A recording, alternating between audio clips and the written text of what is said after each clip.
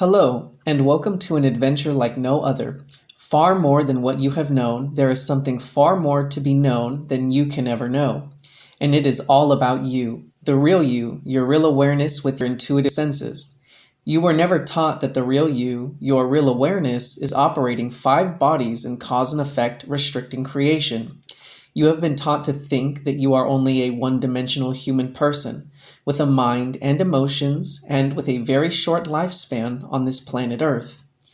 More than what your mind can grasp is your intuitive senses that can be opened to see beyond all your restrictions.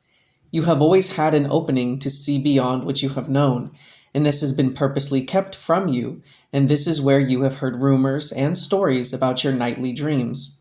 Your so-called dreams is your opening to your intuitive senses that will allow you, the personal you, to excel beyond what you have previously known.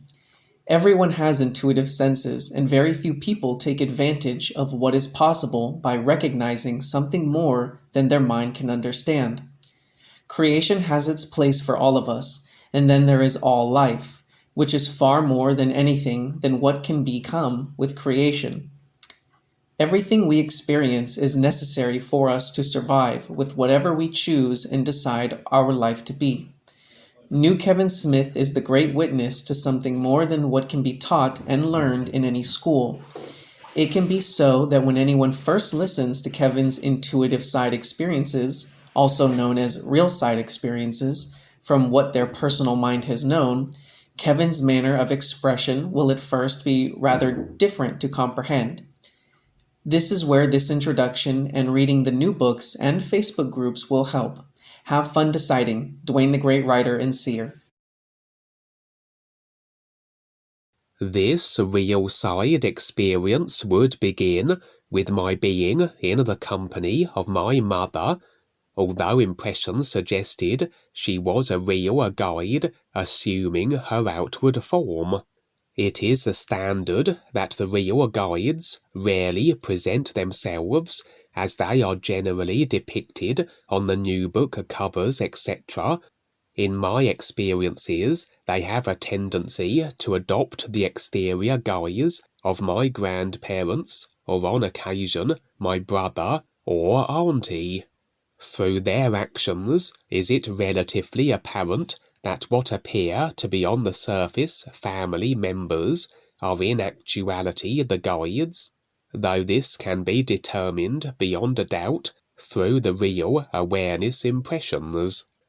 For the real awareness is a part of the everything is reality, a reality that permeates through all consciousness affected form and feature, every idea of creation, every consciousness that affects every simulated body type is accessible to the real awareness. Therefore, the ideas that are behind the simulated surface front can be ascertained, and the beings electing to operate in forms not their own, or forms that are of family members, can be revealed as to the actual identities.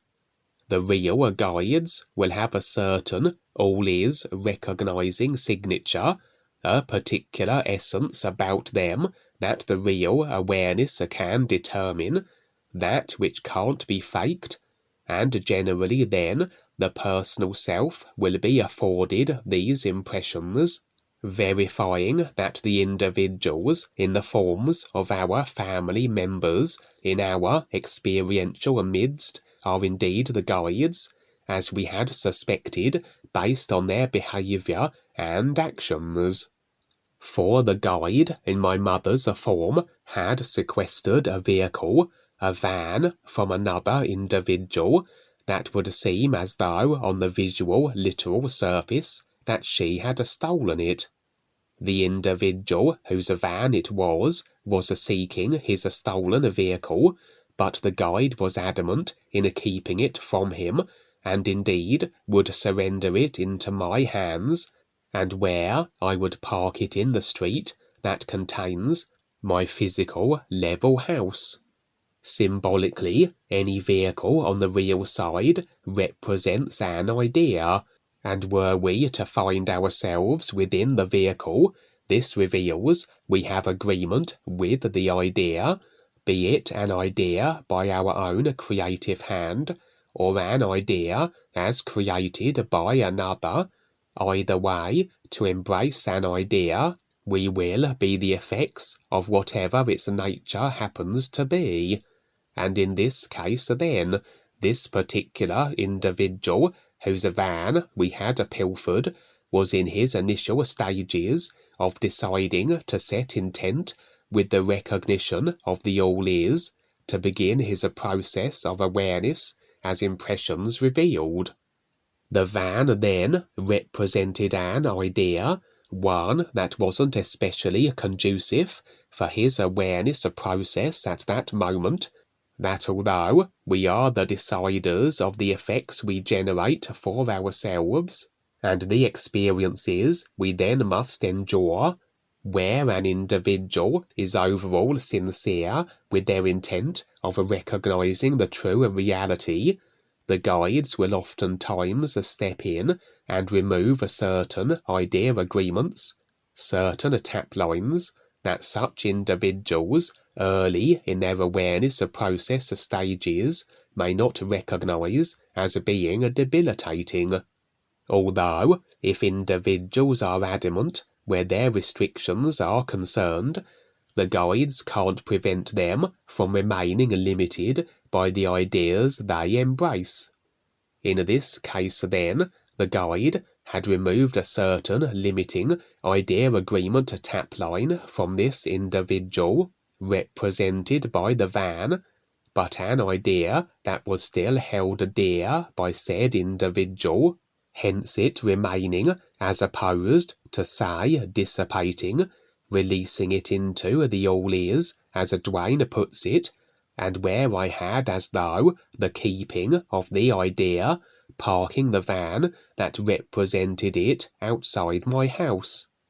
As I said, if an individual is adamant in regards to their idea restrictions, ultimately no one can prevent them from miring themselves with their effects, and although this individual was sincere overall with his awareness process, being at the rudimentary stages as he was, he still had much by way of emotional attachment to be faced and released, including the idea that the van represented, and would be constantly seeking the recovery of his van, the idea that had been removed.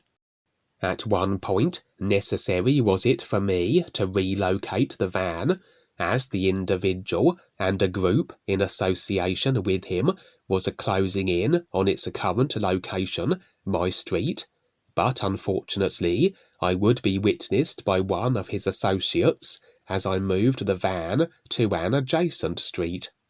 It was only a matter of time before the group and the individual whose idea it was secured the van, and so my only recourse of action was not to dismantle the idea, for as I said, we can't deny any individual the free will right to be the effects of the restrictions they desire, but I made alterations to its interior.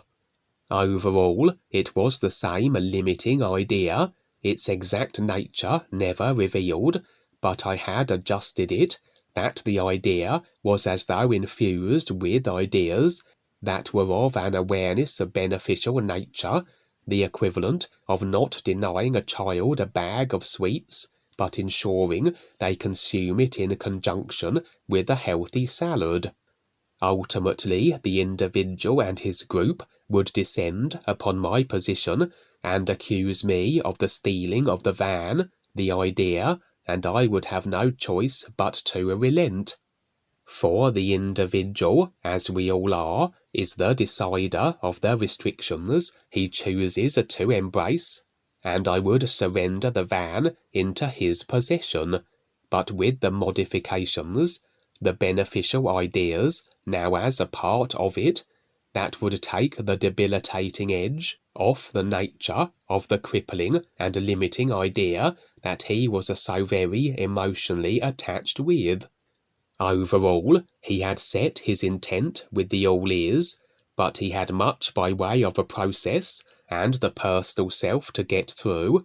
This I can indeed relate to and empathise with.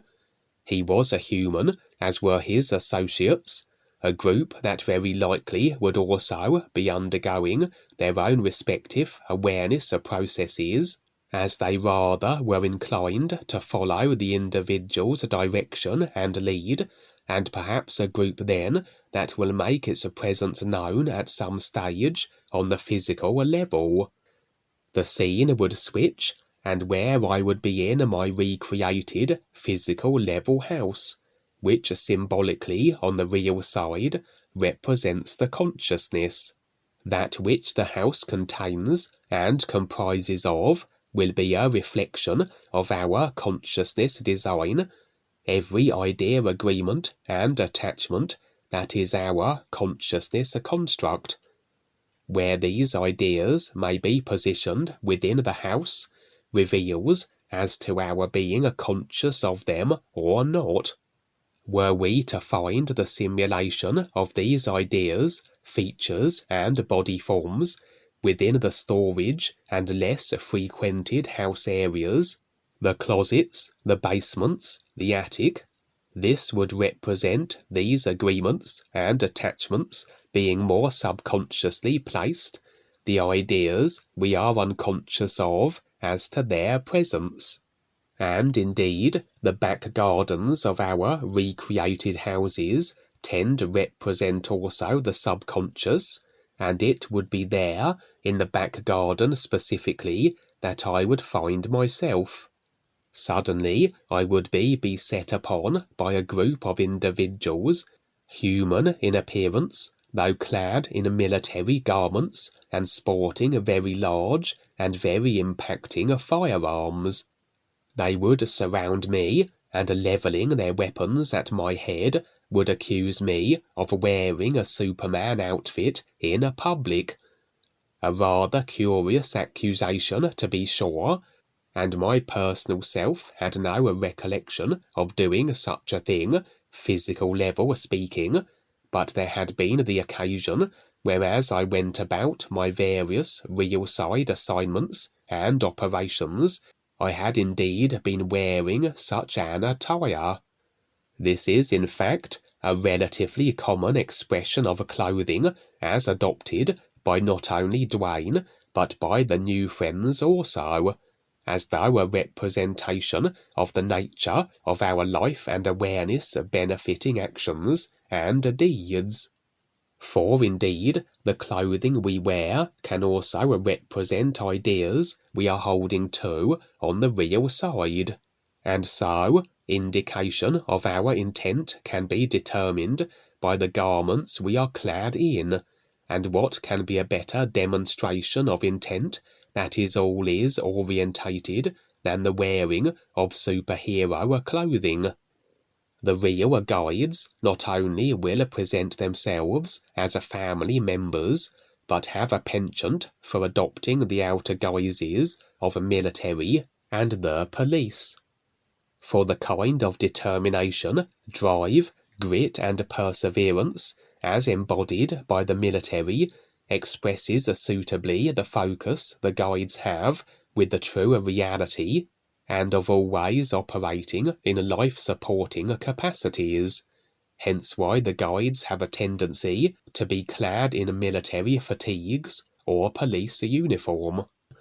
Impressions revealed, these were indeed the guides, for it can be so that were we to encounter military characters on the real side, they may be, as they literally appear, enforcers of authority and control. The guides were requiring then an admission that I had indeed been operating in life and awareness supporting ways, of my wearing my Superman outfit.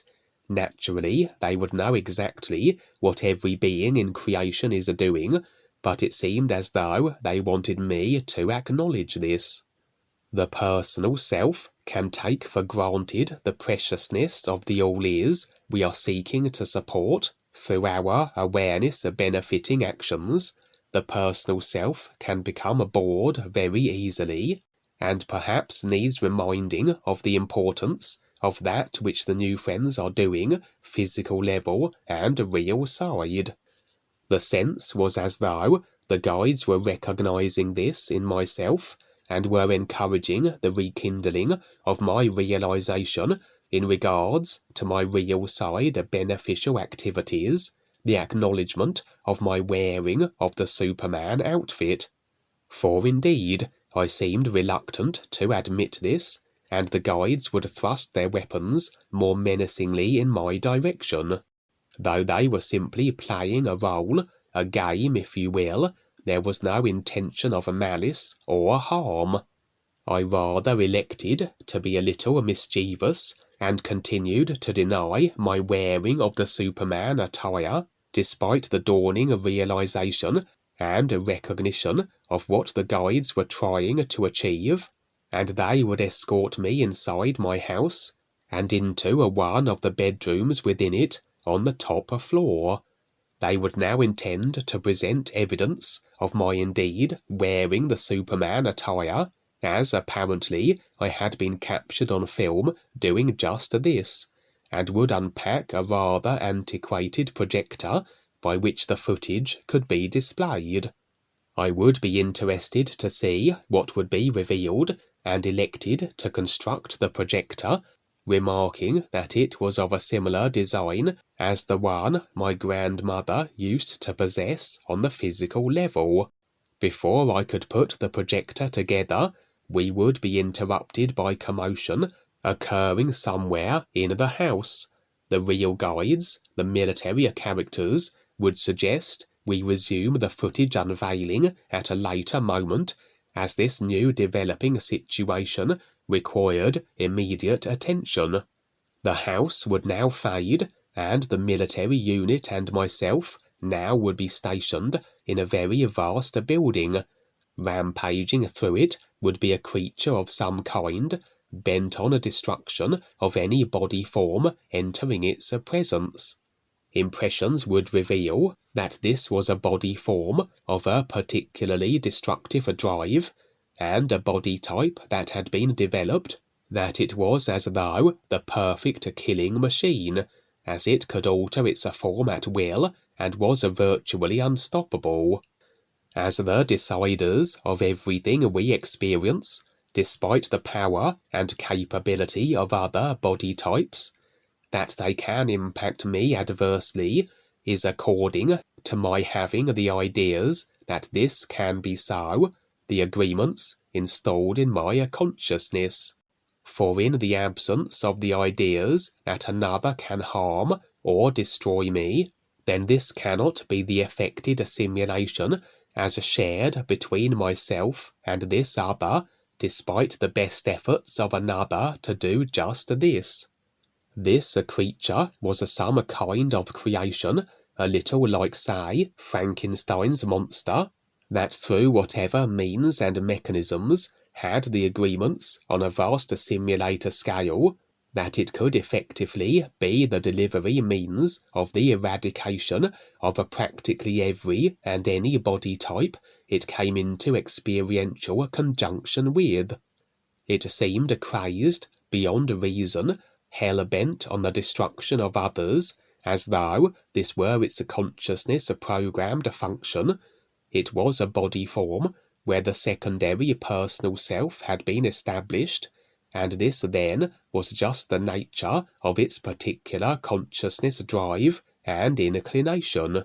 A kind of weaponized killing machine created by an ill-intended hand and loosed upon creation seemingly. Although each body form can choose and operate in whatever free will manner they desire, and in reality it is agreement that allows them to be abrasive in relation to others, we each are the reflection of ourselves. We will reap effects in equal measure to the causes we generate. Rather than allow the destructive impulses of a body form to unfold, and their mirrored effects be gleaned, we can present alternative effects to those they would have generated for themselves. As an example, we can displace them, remove them from their ability to be destructive, which wouldn't be a violation of a free will, simply an alternative to the effects they would have experienced as a karmic consequence, and with the added bonus of preventing the destruction they would have wrought. Oftentimes, as we operate as the delivery mechanisms for these alternative effects, this can present as our eradicating of such body forms, as though we are dismantling the very ideas that they no longer can present as that which can have creational adverse impact. This would be the case here, as I would confront this creation of destruction its karma was due, and set about my removing of it, presenting as my eliminating of its body form. Evidently, unlike the vast majority of simulator body forms, I lacked agreements allowing my demise by its hand, as it was unable to dispatch me as I entered its presence, though removing it from creation, the idea that it wasn't an easy task. As I said, it would constantly alter its form according to the circumstances, and as I blasted at it with one of the firearms as provided to me by the guides, the group that were the military, at first my efforts seemed ineffectual, the creature preferring a form generally that was bipedal, but was more a mass of writhing tendrils and insect-like appendages, and would be constantly trying to latch on to me and apply its crushing insectoid pincers, or administer deadly venom through various stinging and biting means. Ultimately, we cannot evade our effects, and the effects were always going to be this creature's removal, as it would be unceasing in its destructive inclinations, beyond reason as I mentioned, and eventually it would succumb.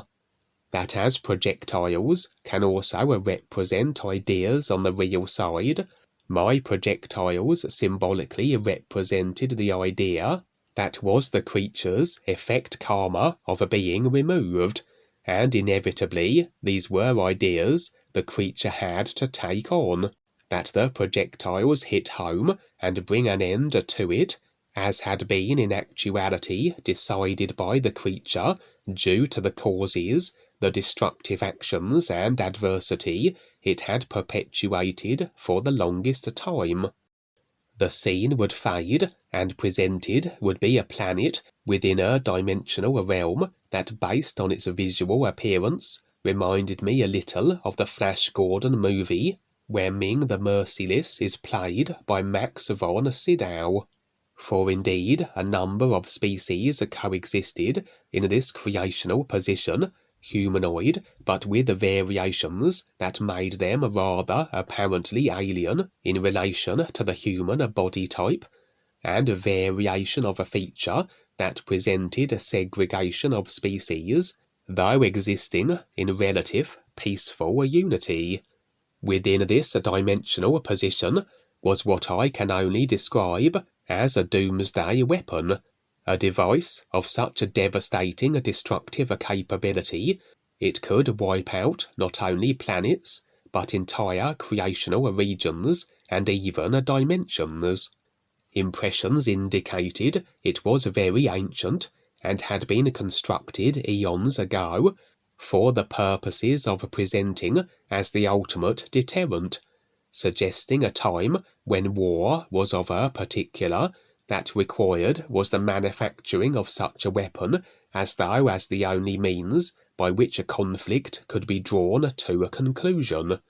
The creators of this devastating device no longer were present in creation as a species, but rather than deconstruct the weapon prior to their disappearance, they had placed it within the dimension and planet I now was witnessing, burying it within a mountain, unbeknownst to the assorted species inhabitants who resided there, and where the species who had built it and the device itself faded into a myth and a legend, long forgotten in the mists of so-called time.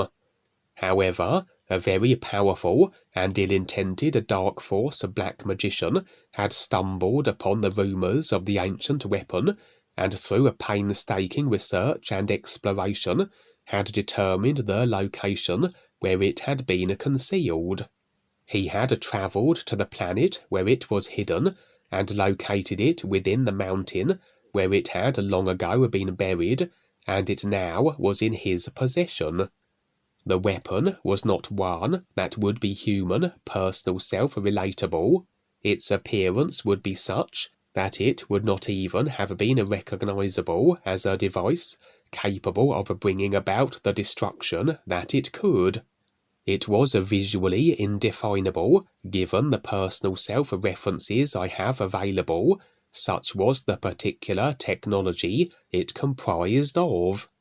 It was designed that it would amalgamate itself with the one who wielded it, as though a conjoining of frequencies, that of the device and the bearer. The body form of the one who fused with it became in essence the weapon. That the energy blasts the device was capable of, that could potentially eradicate entire dimensions, would be emitted from the very body type of whomever became one with the device. To fuse with the device required a particular consciousness-affected body type. As I mentioned, the Dark Force character was a black magician, and not only had he spent many centuries, were I to apply a time estimation, seeking the device, but also had learned of the necessity of his body form being a certain frequency signature, that meshing with the device would be possible. He had therefore been developing and adjusting the frequency that was his own body form accordingly, that on discovery of the device he could indeed mesh with it and become the Doomsday Weapon. His intentions were malign. He was operating within Dark Force circles, and was either tasked with locating and becoming this weapon, that he could then be a devastating instrument of destruction on behalf of the simulator controllers, or perhaps he sought to improve his own position and standing within the echelons of the Dark Force systems, that through the threat he now opposed, so he could assume a greater power position. Regardless of which option, this was certainly a character that you wouldn't want the Doomsday Weapon to fall into the hands of. But as I said, he had found the device, his body form was aligned with the frequency of it, an amalgamation had taken place, and he had become the Doomsday Weapon. Although operating discreetly up until that moment, by becoming one with the weapon, he was afforded an alteration of a body form, that he was automatically protected, as though this were part of the design of the device, to protect the individual who wielded and became one with it. His form more ethereal now, like a ghost, and with such protection he was unconcerned that the inhabitants would discover the invader in their midst. For indeed would he be blatantly testing the weapon's capability, blasting energy from his body, eradicating great swathes of the planet he was on, as his magical ability allowed for him to teleport himself at will to any location, and his preference was to stand atop the highest mountains and wreak his destruction upon the lands below. Up until this moment I had been observing all this from an aside from the simulation, real awareness position, but now necessary was it to insert myself into the affray. For I had decided to intervene, to prevent this dark magician from potentially destroying entire dimensions, if such should take his fancy. The real awareness, as part of the isness everything, that permeates through all consciousness, as I mentioned earlier, so every idea of it, affecting every situation and circumstance, is available. And despite the ideas of such weapons being long forgotten, no longer present as current memory references, such details are accessible to the real awareness. And so, not only was I apprised of the particulars regarding the ancient weapon, but details that the black magician wasn't aware of. For even though an individual, if frequency attuned, could fuse with and become the weapon, those that had originally created the device had a fail-safe mechanism also constructed, should the weapon indeed be discovered and fall into the wrong hands. That also buried in the mountain, though separated from the device, were other frequency packages, again indescribable visually, but I can best define them as being two distinct codes of information. Only through the original alien creators' consciousness know-how in regards to their unique technology, or through the real awareness with its oversight of every creational idea, can these codes be understood as to their application in regards to the nullifying of the weapon now infused with an individual. I won't attempt to describe how this is achieved, but suffices to say I recovered these codes that the dark magician had overlooked or was unaware of as to their existence, and accompanied by a group, so I would position myself in a close proximity to the black magician, as he was levelling the land with the device's energy, and through the manipulation of these codes I had in my possession, I would be interfering with the ill-intended magician's ability to utilize the weapon he had become. There seemed a whole series of stages or steps required where the codes were concerned in relation to the weapon and in regards to ultimately shutting it off. And indeed, with the group gathered around me, I would open what appeared to be an ancient scroll, which unveiled the various stages of code manipulation that would eventually have the Doomsday Weapon that the Dark Force character had become neutralized. Also contained within the scroll would be all manner of other codes, passwords, data streamers of computer-like informations infused with the parchment that applied to various other assignments and operations I am involved with on the real side. One of the group would attempt to seize the scroll, as what it contained was exceedingly valuable and essential for my ongoing assignments, and again essential that it didn't fall into the wrong or unaware hands, and I would snatch the scroll back from him and would berate him for such action. He was overall sincere, as were the group in my presence, those on their respective awareness processes, but always potentially prone to personal self-attitudes and moments. You can never fully be assured of the intentions of any individual unless you are dealing with those who recognize the all-is, such as DUANE and the guides, etc. So regardless of such groups being of an all-is recognizing orientation, it pays to never be complacent in the presence of others. The individual had a moment where he elected to claim the scroll of key and essential coding for himself, perhaps momentarily compelled to do so, as the weight of the dark forces, and indeed the influence, always leans upon all and seeks to motivate behaviour and action that is anything but life beneficial. The experience would end there.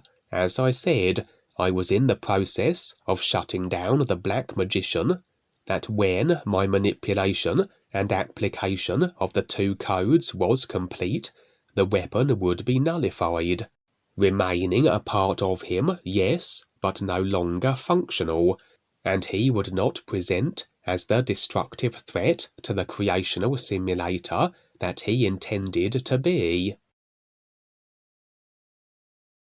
This experience of Kevin is really cool.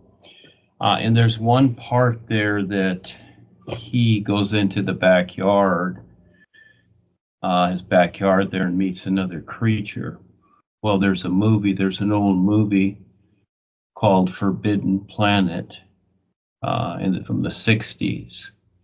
It's very, very good at describing this as the personal self. And this is the part of ourselves that is mainly unseen for the most part, that is self-convinced. And so for us to fully recognize what all life is, we need to face this. We need to acknowledge its presence because we've created it, and to face it. And so this becomes the biggest challenge for people because they learn things from the surface world. They see the surface world, they see their personal mind, and think accordingly. But it's not about that. There's a lot more to it. And again, the spiritual paths and that many of us been through, we see the people that are still there, they're self-convinced. So they hold themselves there because they don't recognize this part of themselves. They're just thinking in terms of labels and ideas and absolutes that are really just in creation, all make-believe stuff. And so part of Kevin's challenge and adventure for him to continue was to also face that, you see, so he could get on and surpass that, so we wouldn't be held by this self-convinced attitude.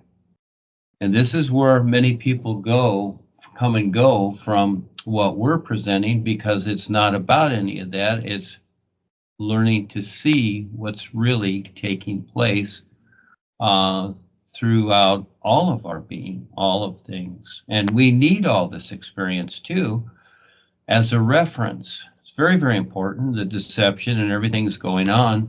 It's not about good or bad. It's about you need it as a reference to see what creation is, and it's a reference. That's what it is, and it's very necessary because we are invisible. And so we need this action, we need these experiences, but at the same time we can be indifferent to it and have a real awareness and see beyond all of it. It's very, very interesting how it works. It's like perfectly set up for all of us, but it takes quite a while to see this. And for the longest time, we deny this. People deny it. They don't want to see it. They don't believe it. They use the belief idea. You know, oh, I have faith in God. I don't believe that. The devil can't touch me. There's no such thing, or whatever. It's not about any of that. It's about ourselves and how we've created this position of restriction, and then simply learn to face it. We become our own jailer, which is fine. We need that experience as a comparison because that helps us recognize what all life is. All of this has helped us. So when you're in that mode, and just like Kevin's experience here, as he continues to go through it, he's willing to go through it. Most people are not willing. They just cling to personal ideas that they've known, and usually old stories. They feel that their old stories and their old experiences really mean something. All life is always new now, and to be seen for what it is. That's very, very real. And it's not about what we think. Again, that's something to compare to that, occurs in creation.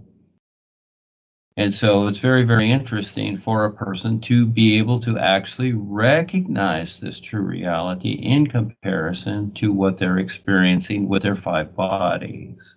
So that part in Kevin's experience is very, very good. And I recommend seeing Forbidden Planet with Leslie Nielsen and Jack Kelly in 1960 movie, because it's a it's a good reference, and it's alien technology involved in the movie. And eventually they discover that it's the individual on the planet who is from the Earth also, but he went to this planet and established himself there. And the monster was his subconscious mind. And so when it destroyed him finally, everybody figured it out in a way. Very, very interesting, fun, yes.